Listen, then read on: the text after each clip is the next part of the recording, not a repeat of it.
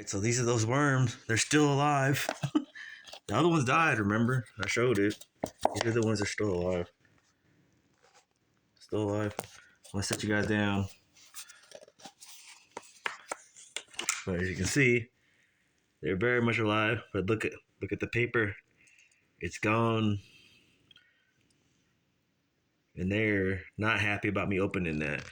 But that's only a couple weeks since the last time I showed you.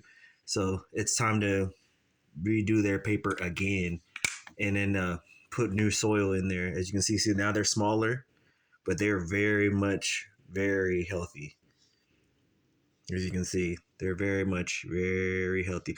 So I'm gonna uh, do this, and you can see now they're smaller. That's what I'm gonna show you. See, so like they're like, dang, we done ate. They ate through everything, and that's only been in like within the week or so. So every couple, so about like it seems like about every 2 weeks, almost every week and a half. Check on. I check on him. You can see, look, he's trying to get out. Look, he's checking things out. Yeah, they've been in the cooler, and you can see there's a really big one in there. There's some of them are really big actually in here, and this was like a count of 12. So usually the count of 12, they're usually bigger, but yeah, so they all laid up on the top, and they look spent. So there's probably, as you can see, this one that one's just like, whoa, what's going on? Like, yeah. So I'm gonna dump this out and redo it, but that's a little hack if you gotta keep them in this container, that's what you should keep doing, and it's just to keep them alive in that container, and that'll keep them alive. Change a little bit. You change the bedding out a little bit, just like that's what you're supposed to do if you had a real worm bin in a way. But a worm bin, you don't have to do it the same. It's a little different. But if you're gonna keep them in the cup in the fridge, this is that worm hack has kind of helped, and just remember to change a little bit of the dirt because you can see where the paper go. Yeah, they're eating their bedding, but it's not just they're eating their bedding. There's a little something to it to make sure if you look at them, look, they have the moisture still to them too. And when you get the other ones, see, look, that one is just like looking. He's like, man, I'm trying to figure out what the heck. Because, yeah, that's a really, very nice night crawler right there. It's time to re-up their dirt. If you look, see, you can see it's like more like a frass, like almost like what a termite would do, like a frass.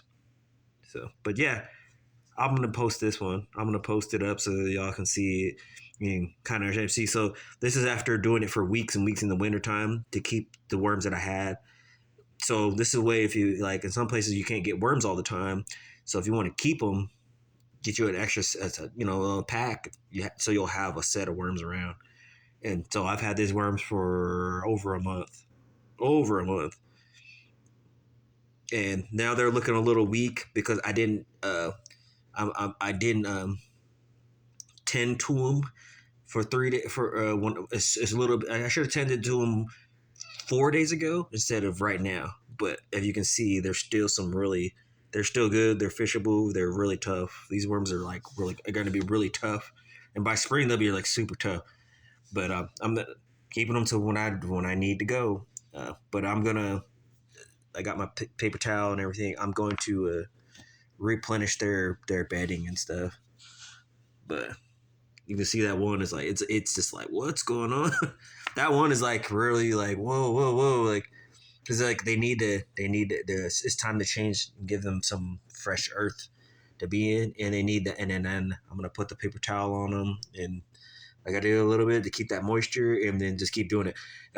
But sometimes when they do that, they actually will breed. They'll breed inside the cup, inside this little small cup, and you can see if you can actually see if you look, you can see the waste, like how the waste of the worm when you do it this way, you can see them. You can actually see the whole thing of it in a smaller thing, but you got to keep cleaning their environment, or otherwise they'll die. It's like they're dying in their own filter or something. So like that's why they die. Your worms die half the time.